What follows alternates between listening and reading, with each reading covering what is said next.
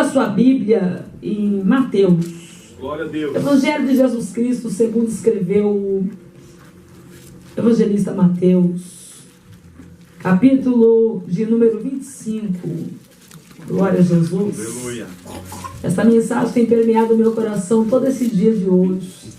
Nós estamos no propósito de oração, buscando ao Senhor e pedindo a Deus que venha intervir aqui pela vida dos nossos irmãos brasileiros que estão nesse país. Amém, meu Pai. Nós estamos orando e dizendo: Jesus, não deixe os teus filhos envergonhados nessa nação. Sim, meu Deus. Porque é Deus que põe rei, é Deus que tira rei. E se Deus permitiu que esse homem entrasse, tem que ser para a glória de Deus nas nossas vidas. Amém, meu Pai. Então você não vai voltar envergonhado para o Brasil, não. Vai voltar envergonhado porque não tem compromisso, que está brincando, que está levando uma vida relaxada. Mas você que serve a Deus está guardado debaixo das asas do Onipotente. Amém, queridos? Mateus, capítulo de número 25, diz-nos assim: Então o reino do céu será semelhante a 10 virgens que, tomando consigo as suas lâmpadas, saíram ao encontro do esposo. E 5 delas eram prudentes e 5 eram loucas. As loucas, tomando as suas lâmpadas, não levaram azeite consigo, mas as prudentes levaram azeite em suas vasilhas, também levaram as suas lâmpadas. E tardando o esposo, tosquenejaram todas e adormeceram. Mas, à meia-noite, ouviu-se um clamor: aí vem o esposo, sair-lhe ao encontro. Então, todas aquelas virgens se levantaram e se prepararam, e prepararam as suas lâmpadas. E as loucas disseram às prudentes: dai-nos do vosso azeite, porque as nossas lâmpadas se apagam. Mas as prudentes então responderam: não seja caso que nos falte a nós e também a vós. Ide ante aos que vendem e comprai-o para vós. E tendo elas ido comprá-lo, chegou o esposo, e as que estavam preparadas entraram com ele para as bodas, e fechou-se a porta. E depois chegaram também as outras virgens, dizendo e clamando: Senhor, Senhor, abre-nos as portas. E ele então respondendo disse: em verdade vos digo que não vos conheço. Vigiai, porque não sabeis o dia e nem a hora em que há de vir o Filho do Homem. Glória a Deus. Diga para 2 pessoas: Ele vem. Ele vem. Ele vem. Ele vem. Só quem está esperando Jesus, diga glória a Deus. Glória a Deus. Queridos, eu me detive esse texto todo esse dia de hoje, conversando com o Senhor e meditando concernente aos últimos acontecimentos. E o Espírito do Senhor Deus me deteve aqui nesse texto. Eu li, eu reli, e eu entendi que é uma mensagem do Senhor Deus para as nossas vidas aqui essa noite.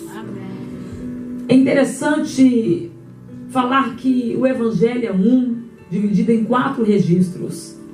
O primeiro quem escreveu foi Mateus. O segundo quem escreveu foi Marcos. O terceiro evangelho, ou registro do mesmo evangelho, quem escreveu foi Lucas. E o quarto foi João. E por que o evangelho é dividido em 4 registros? Isso se dá devido a 4 classes de povos que existiam na época. A primeira classe de povos que existia eram os judeus, que esperavam o Messias. E Mateus foi escolhido pelo próprio Cristo para anunciar aos judeus que ele era o Messias. A segunda classe de povos que existia na época eram os romanos, o povo bárbaro, a nação que era temida devido às grandes batalhas, e como eles eram conhecidos como leões do deserto, ou leopardos, homens que eram invencíveis em guerra.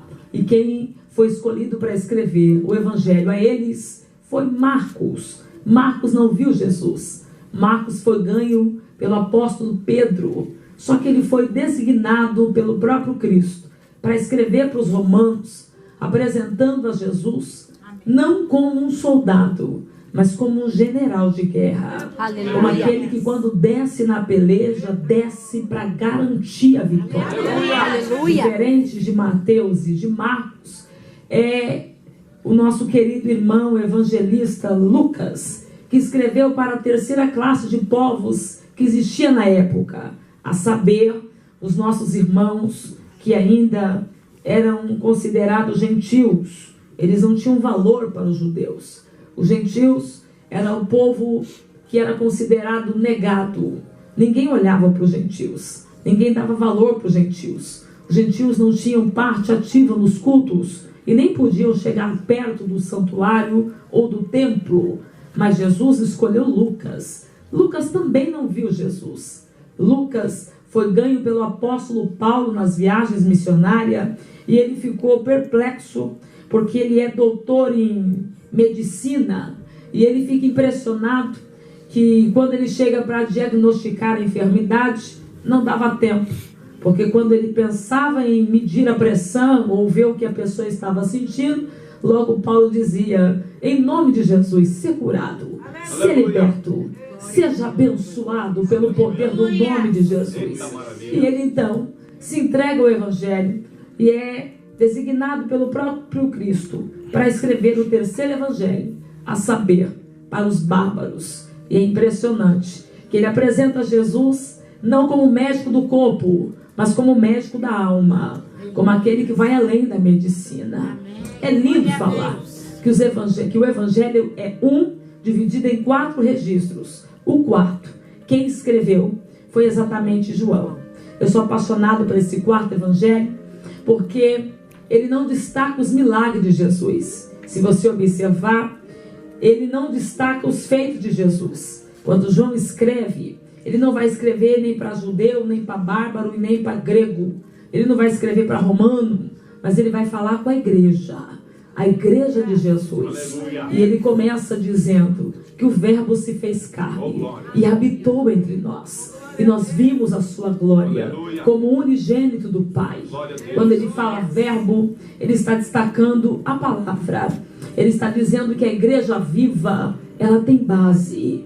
E a igreja viva não vive por milagre, não vive pelos feitos de Jesus. A igreja viva, ela anda e caminha por ter base na palavra de Deus.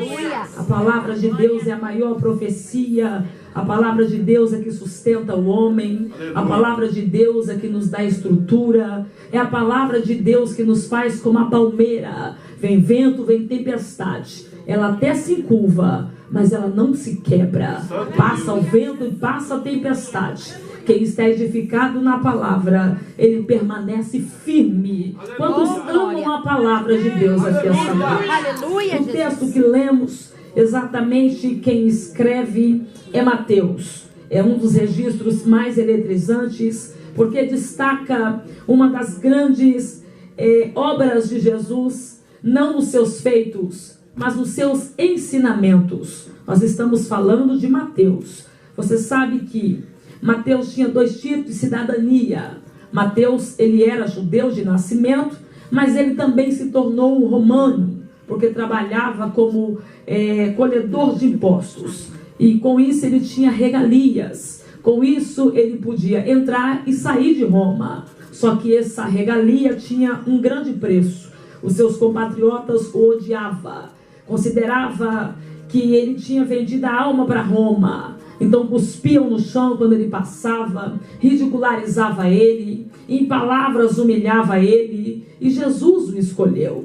O lindo é como Jesus o chama. Jesus não lhe faz nenhuma promessa. Jesus só desce aonde ele está e diz a ele: segue-me. E ele deixa tudo e vai até Jesus. Aleluia. Se ele estivesse aqui essa noite, talvez nós diríamos: o que tu fez, Mateus? Você abandonou o título de ser judeu e você deixou o título de ser romano para ir atrás de um homem que você nem sabe quem é. E talvez ele nos responderia: de fato, eu deixei o título de ser cidadão judeu e de ser cidadão romano, porque agora ele vai me dar o título de ser cidadão do céu. É muito mais do que eu pedi. É muito mais do que eu esperava. E aqui eu já quero liberar a primeira profecia pelo poder da palavra de Deus. Que o que você está esperando é nada diante do que Deus vai fazer na sua vida. Amém. Você pode me ajudar a profetizar? Diga para alguém, diga, está preparado? Vem coisa grande aí. É muito mais do que você pediu, muito mais do que você esperou. Isso aqui é só para quem crê. Deixa eu ver quem pega essa palavra. Aleluia. O nome Mateus tem significado. O nome Mateus é dividido por duas partes, porque é composta de uma palavra hebraica. O nome Mateus significa Matahá, que significa dom, ou também Rai, que é uma abreviação de Deus, no nome Iamesh. Por isso, Mateus significa Deus revelado aos hebreus, ou Deus distribuindo os seus dons. Mateus era coletor de impostos, trabalhava para os romanos, ele tinha 2 tipos de cidadania, ele era filho de Alfeu, irmão de Tiago, e Jesus então o discipulou, Jesus então o preparou. Sabe o que eu acho fantástico? É que no capítulo de número 23, segundo escreveu Mateus, Jesus Cristo fala a respeito da sua vinda e também acerca do fim dos tempos. Jesus fala concernente à sua volta. Os discípulos querem saber quais são os sinais. Todos estão indagando a Cristo concernente à sua partida. Jesus está dizendo, e não é a primeira vez, que ele vai deixá-los e vai para o Pai. E a pergunta que não quer calar é: o Senhor vai nos deixar? Pedro diz: nós abandonamos tudo para te seguir. Nós deixamos tudo para andar contigo. E agora o Senhor vai nos deixar. O que será de nós? Então Jesus diz: Pedro, ninguém que abandona tudo quanto tem por amor de mim fica sem nada. Nesta vida eu darei 100 vezes mais, e na outra ainda tem a vida eterna. Quer mais um motivo para andar com Jesus ou está difícil? Nesta vida você tem 100 vezes mais, e na outra ainda tem a vida eterna. Vale a pena caminhar com Jesus. Jesus está conversando com os seus discípulos e ele está falando concernente aos sinais da sua volta. Ele fala concernente ao tempo dos fins. Se você ler comigo, não agora mais o capítulo 23, mas o capítulo de número 24, Jesus fala concernente acerca dos sinais. Primeiro, Jesus fala acerca de 6 sinais. O primeiro sinal, Jesus está falando concernente ao engano. Jesus diz: vai vir muito engano. Acautelai-vos, que ninguém vos engane. Segundo, Jesus está falando dos falsos cristos, dos falsos profetas, porque muitos vão vir no meu nome, mas eu não estou no meio deles. Terceiro, Jesus fala acerca de guerras, de rumores de guerras. Ele fala que nós vamos ouvir acerca de abalo sísmico, nós vamos ouvir acerca de rumores de terra, e isso faz parte dos sinais da sua volta. Tudo isso você vai ver no capítulo de número 24. Jesus Cristo fala, quarto, ele fala acerca da nação contra nação, ele fala de reino contra reino, de reis contra reis. Isso é tudo sinais. Quinto, Jesus Cristo fala acerca de fome, Jesus Cristo fala acerca de pestes, o nosso mestre fala acerca de vários lugares sofrendo terremotos e pessoas chorando desesperadas, dizendo é o fim, mas é simplesmente os sinais da sua volta. E o sexto sinal que nós encontramos no capítulo de número 24, segundo o Evangelho, o registro escreveu Mateus, é acerca dos princípios das dores. O capítulo de número 24 é dividido por 5 partes. Ele fala acerca do princípio das dores, ele fala acerca da grande tribulação, ele fala acerca da vinda do Filho do Homem, ele fala acerca da exortação da vigilância, e ele fala acerca da parábola dos 2 servos. Observe que Jesus em todo o tempo está falando concernente à vigilância. A palavra vigiar quer dizer estar atento, observar atentamente, tomar cuidado, estar acordado, velar com toda atenção, postar-se como sentinela, precaver-se. Esta mensagem é diretamente para a igreja dos tempos do fim, a igreja que está enfrentando dias difíceis, a igreja que está enfrentando momentos trabalhosos. Temos que nos munir, ou melhor, temos que nos revestir de todos os cuidados possíveis. Temos que estar preparados, porque tudo isso é um sinal de que Jesus está voltando. Olhe para alguém e diga: eu faço parte do arrebatamento. Olha para quem está atrás e diga: eu faço parte do arrebatamento. Agora veja, nós aqui entramos no capítulo de número 25. Agora lemos, e tudo que disse até agora é simplesmente uma retrospectiva para que você possa entender acerca do que eu quero compartilhar com você. Nós lemos aqui acerca de uma parábola. Jesus Cristo está falando concernente a um grande sermão. Jesus está ilustrando uma história, e você sabe que parábola é linguagem de Deus na forma de homem. Deus está falando concernente ao que vai acontecer, e Ele quer deixar a sua igreja muito preparada. Ele está abrindo os olhos da sua igreja. E se tem dois que é a igreja aqui, a primeira sou eu, cadê o segundo?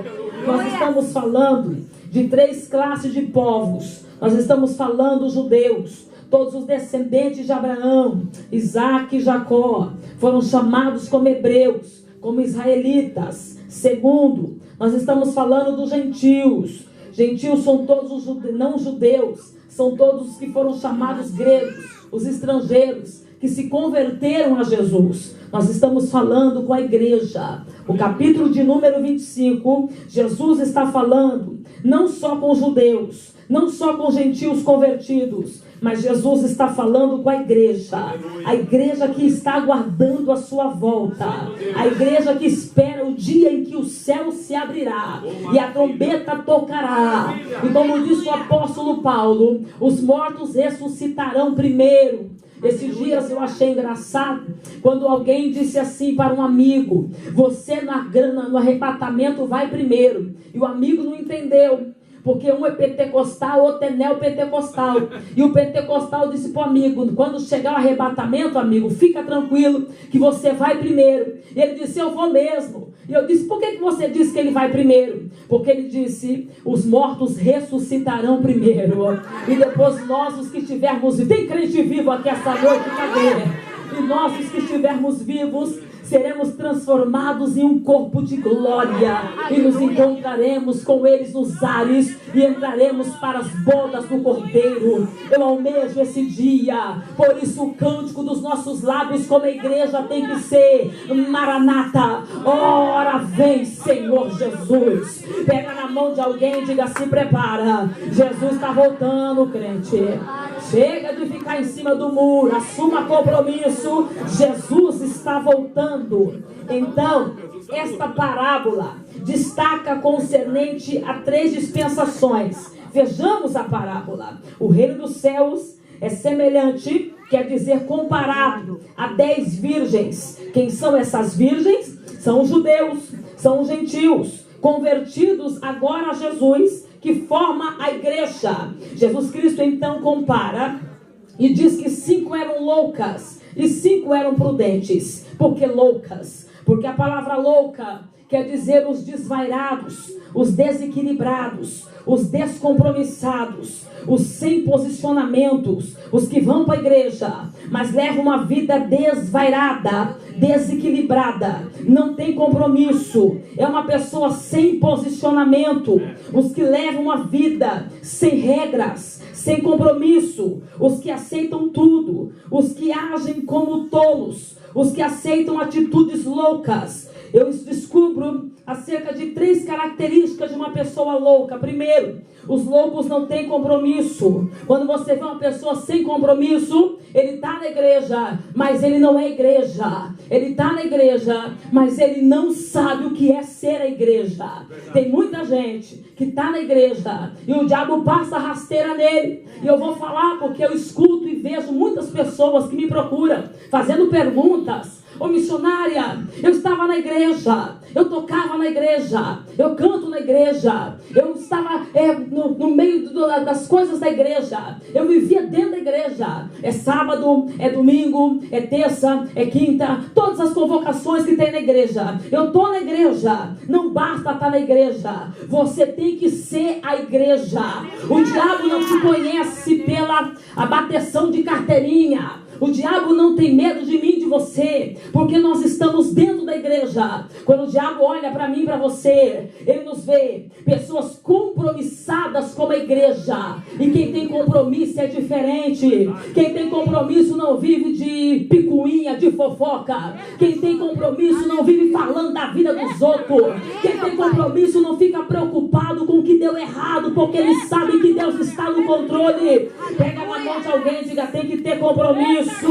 Característica de uma pessoa louca: ele não tem compromisso. E aí então a pessoa me diz: por que Deus permitiu que isso acontecesse na minha vida? Por que Deus deixou eu passar por isso? Se eu cantava, se eu estava no culto, se eu fazia parte de um hall de membro, por que Deus deixou? Porque eu estava na igreja, mas eu não tinha compromisso de ser igreja. Segunda característica que eu vejo de uma pessoa louca: os loucos não obedecem a Deus e também não obedecem seus líderes. Pessoas que não sabem obedecer.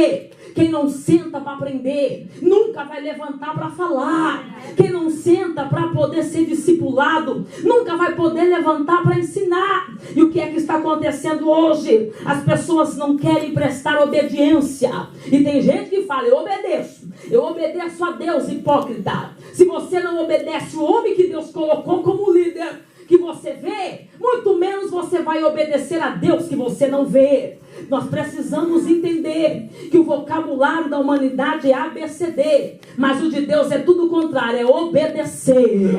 Quer ver Deus agir? Aprenda a obedecer. Olha para alguém e diga: tem que obedecer.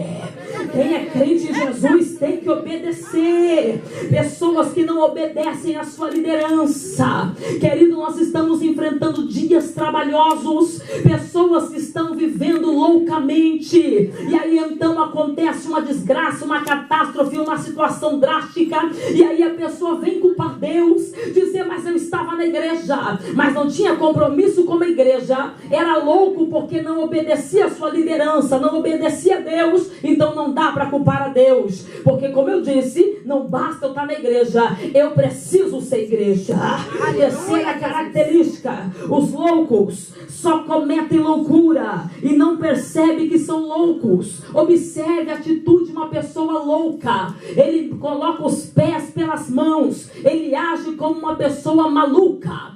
Jesus Cristo nos ensina concernente aos loucos. Por inúmeras vezes você vê Jesus falando acerca dos loucos. Os loucos são pessoas desvairadas, são pessoas que andam desvairadamente. O que é loucura, missionária? É uma pessoa, terceiro, que tem característica de loucura. Sabe o que é uma pessoa que tem a característica de loucura? É uma pessoa que tem prazer em ver a derrota do outro, que tem prazer de ver o outro tropeçar, que tem prazer de ver o outro se dar mal na vida. Tem gente que fica torcendo para algo acontecer de errado para você, e aí você fala: meu Deus, está na mesma igreja que eu, congrega no mesmo templo que eu, e por que é que ele quer minha derrota? Fica tranquilo, filho, é porque ele não é crente em Jesus, ele é louco. Mas quem está em Jesus, ele não é louco, ele é prudente. Então Jesus está mostrando dentro da sua igreja acerca das 5 loucas e acerca das 5 prudentes. O que é prudência, missionária? A palavra prudente quer dizer virtude do que faz prever, virtude do que faz rever. Uma pessoa prudente é aquela que procura evitar inconveniências. Uma pessoa prudente é aquela que procura evitar os perigos. Uma pessoa prudente é aquela pessoa